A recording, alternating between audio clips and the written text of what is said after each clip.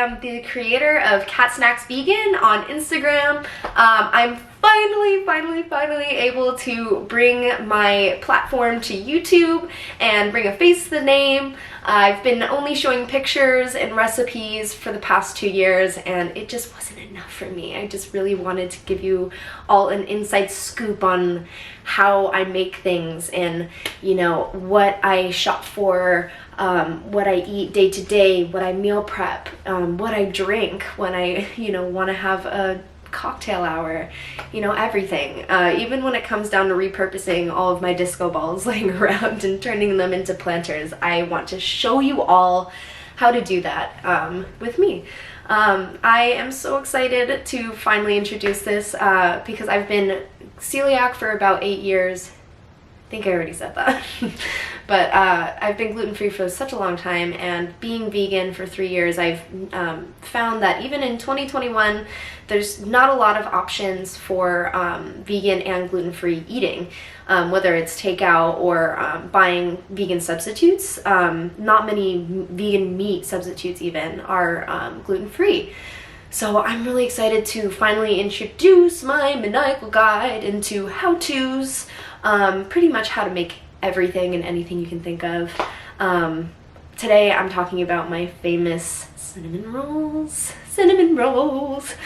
They are so good. They're actually yeast-free, refined sugar-free. I used a sweetener called monk fruit for my recipes. Let's get to it. Alright kitties, so first we're going to start by combining a half cup of plant-based milk. I made my own cashew milk, which I'll be doing a video on soon. Just pour it right in there. And then we're going to combine it with 1 teaspoon of apple cider vinegar. Next we're going to grab a bowl and we're going to combine 1.5 cups of gluten-free all-purpose flour.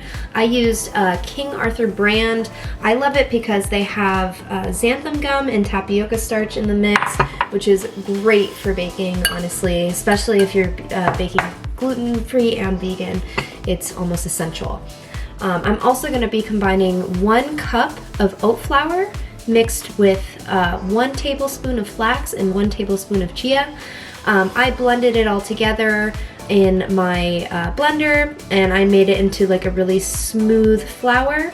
The smoother the oat flour is for baking, the more smooth and moisturous your cake will be and less dry. Pour that in there. Then we're going to add 1.5 teaspoons of xanthan gum. Mind you, my mix already has xanthan gum in it. So this would be if you were using any other gluten-free flour that didn't already have xanthan gum in it. If it already does, like me, you're just gonna add 1 teaspoon. You don't have to add that extra half because it's already gonna be supplied in the flour. So we're gonna do the xanthan gum. I did a 1/2 teaspoon of baking soda, 1 teaspoon of baking powder, and a 1/2 teaspoon of salt. We're also going to add 2 tablespoons of sweetener. I use monk fruit, but any sweetener will work. Next, we're going to add 4 tablespoons of melted butter. And pour that in there.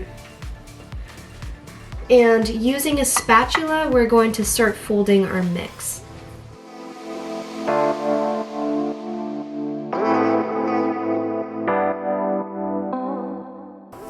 Whoops, got a straggler. All right.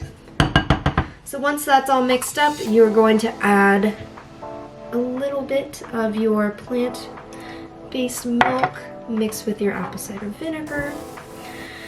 Now I'm using a spatula because honestly, eventually you're gonna have to get in there with your hands, but right now, it's easier to just, ooh, I say that as I spill everywhere.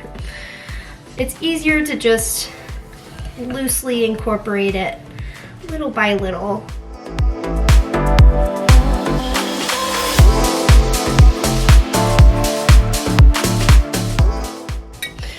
So once your hands are all clean, you can add a little bit more plant milk, little by little.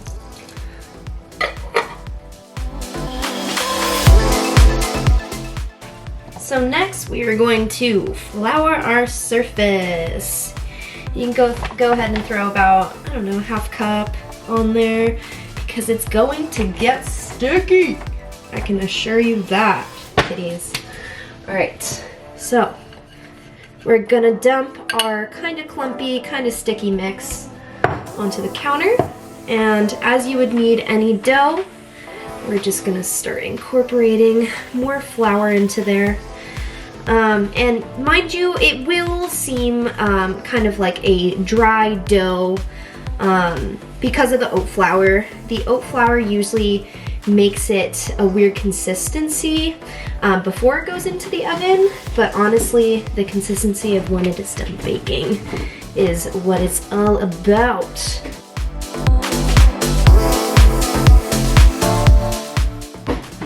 Right? Now we're going to roll this out.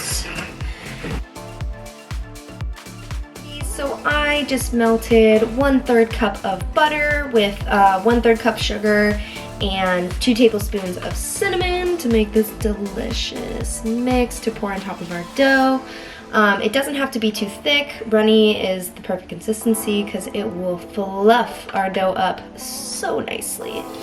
All right, kitties, so next up comes the super fun part. We are going to take our mix and just straight up pour it on there. It's no rhyme or reason, it's just as long as it coats every little bit of your dough. Because the more sugar and butter, the better.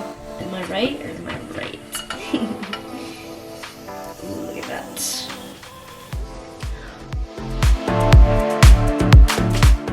All right, so next up is the fun part. The cool part about this dough is it's super moldable. So when you are rolling it up, you can mold it as you go. You're gonna start by tucking in the sides, and you're going to be making sure to tuck underneath your roll every time to ensure that it's tightly tucked.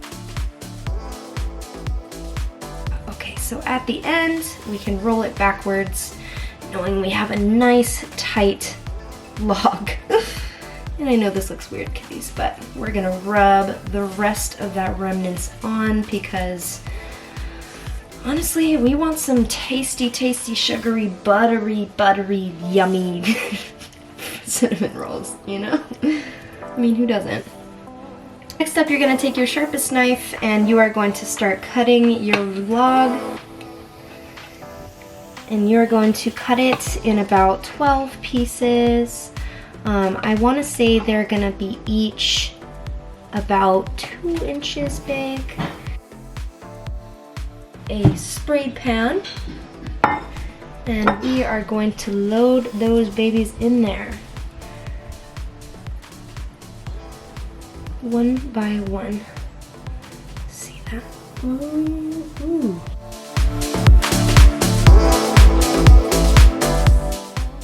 Using your leftover mixture, you're just gonna pour it over the top, and if you have to make more, by all means, just make more.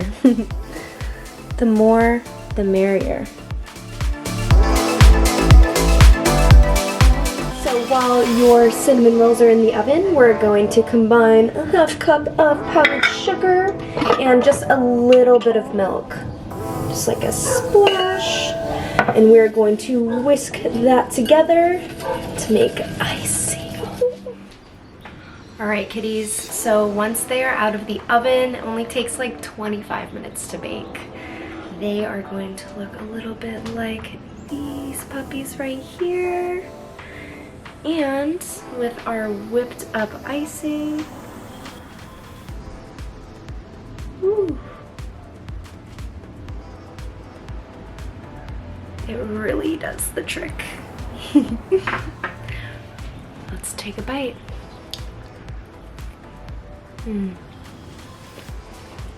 I can't stress enough how moist these are.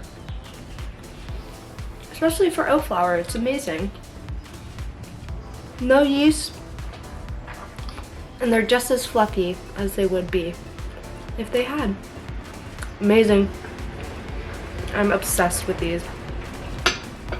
I'm not gonna lie to you kitties, I probably ate like 3 of them before I started filming, but I hope everybody has a beautiful day. Thank you for watching.